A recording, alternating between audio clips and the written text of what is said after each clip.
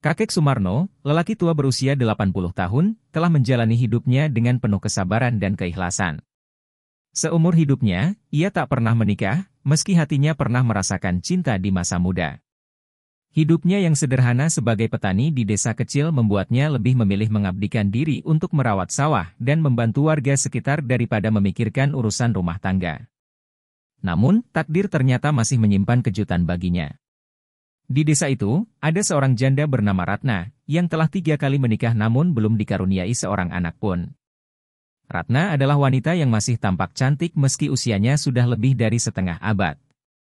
Ia terkenal dengan sifatnya yang ramah dan pekerja keras. Ratna dan Sumarno sebenarnya sudah lama saling mengenal, namun tak pernah terpikirkan oleh mereka bahwa suatu hari mereka akan dipersatukan dalam ikatan suci. Suatu hari, Ratna mendatangi Sumarno dengan raut wajah yang serius. "Pak Marno, saya ingin bicara dengan sampean," katanya dengan suara lembut. Sumarno yang tengah duduk di serambi rumahnya menoleh dan tersenyum. "Silakan, Bu Ratna." "Ada apa?" Ratna menghela napas sejenak, lalu berkata, "Sampean tahu sendiri saya sudah 3 kali menikah, tapi sampai sekarang belum juga diberi keturunan. Saya ingin mencoba sekali lagi, Pak Marno. Saya ingin menikah lagi, dan saya ingin sampean yang menjadi suami saya." Sumarno tertegun. Ia tak pernah menyangka akan mendapat lamaran di usia senjanya. "Bu Ratna, saya ini sudah tua. Apa sampean yakin?" Ratna tersenyum. "Saya yakin, Pak Marno. Sampean lelaki baik. Kalau saya diberi kesempatan untuk merasakan kebahagiaan berumah tangga sekali lagi, saya ingin bersama sampean." Sumarno termenung. Ia tahu Ratna wanita baik. Namun, usia yang sudah senja membuatnya ragu. Akankah ia sanggup membahagiakan wanita ini? Setelah berpikir panjang, akhirnya ia mengangguk. "Kalau itu memang kehendak Allah, saya tidak menolak. Kita akan menikah, Bu Ratna." Kabar pernikahan mereka menyebar dengan cepat di desa. Banyak yang merasa heran, ada pula yang mencibir, menganggap pernikahan ini tak masuk akal. Namun, Ratna dan Sumarno tetap melanjutkan niat mereka. Dalam sebuah upacara sederhana di balai desa, mereka resmi menjadi suami istri. Malam pertama mereka tidak seperti pasangan muda yang penuh gairah. Mereka hanya berbincang dalam kehangatan, berbagi cerita tentang masa lalu mereka. Ratna menggenggam tangan Sumarno dan berbisik, "Saya bahagia, Pak Marno." Sumarno tersenyum. "Saya juga, Bu Ratna." Namun, mereka tidak tahu bahwa pernikahan ini akan membawa kejutan besar yang selama ini tak pernah mereka bayangkan. Hari-hari berlalu dengan bahagia bagi Sumarno dan Ratna.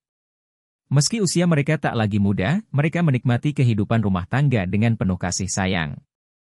Sumarno merasa menemukan kebahagiaan yang selama ini tak pernah ia rasakan, dan Ratna merasa memiliki tempat berlindung yang benar-benar tulus menerimanya.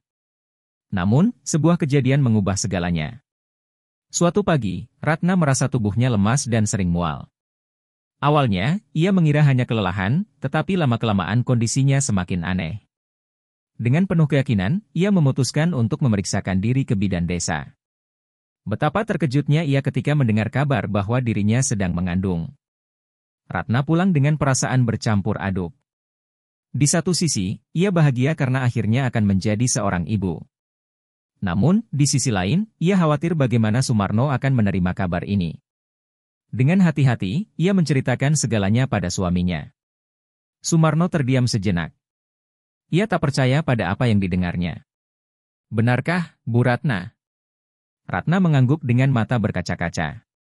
"Iya, Pak Marno. Saya hamil." Air mata menggenang di mata Sumarno.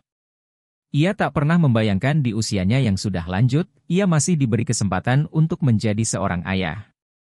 Dengan penuh haru, ia merangkul Ratna. "Ini keajaiban, Bu Ratna. Kita harus menjaga anak ini dengan sebaik-baiknya." Mereka tahu perjalanan ini takkan mudah. Namun, mereka siap menghadapi segala rintangan demi menyambut buah hati yang telah lama dinantikan. Kehadiran bayi laki-laki yang diberi nama Rendra menjadi kebahagiaan luar biasa bagi Sumarno dan Ratna. Setiap malam, Sumarno dengan sabar membantu Ratna merawat sang buah hati. Meski usianya sudah tua, ia tidak keberatan begadang demi menjaga anaknya. Rasa lelah seolah sirna ketika ia melihat wajah mungil Rendra yang begitu damai saat tertidur. Tetapi, kebahagiaan mereka tidak berlangsung tanpa rintangan. Beberapa tetangga masih berbisik-bisik di belakang mereka, menganggap kelahiran Rendra sebagai sesuatu yang tidak wajar. Beberapa orang bahkan menuduh bahwa bayi itu bukan anak kandung Sumarno. Gosip yang beredar itu sempat membuat Ratna merasa tertekan. "Pak Marno, mereka bilang Rendra bukan anak sampean," ujar Ratna dengan suara lirih suatu malam. Sumarno tersenyum dan menggenggam tangan istrinya. "Biarkan mereka bicara, Bu Ratna. Yang penting, kita tahu kebenarannya. Rendra adalah anugerah dari Allah untuk kita." Seiring berjalannya waktu, Rendra tumbuh menjadi anak yang cerdas dan sehat. Namun, kebahagiaan mereka kembali diuji ketika kesehatan Sumarno mulai menurun. Tubuhnya semakin ringkih, dan ia sering mengalami sesak napas. Suatu hari, Sumarno memanggil Ratna dan Rendra ke samping tempat tidurnya.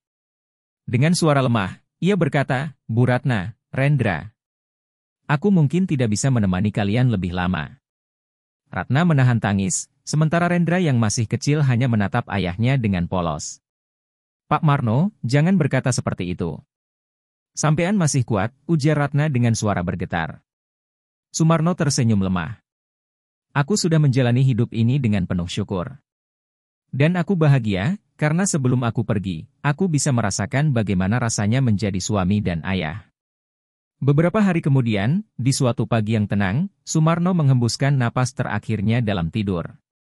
Ratna menangis terseduh, sementara Rendra masih terlalu kecil untuk memahami kehilangan itu.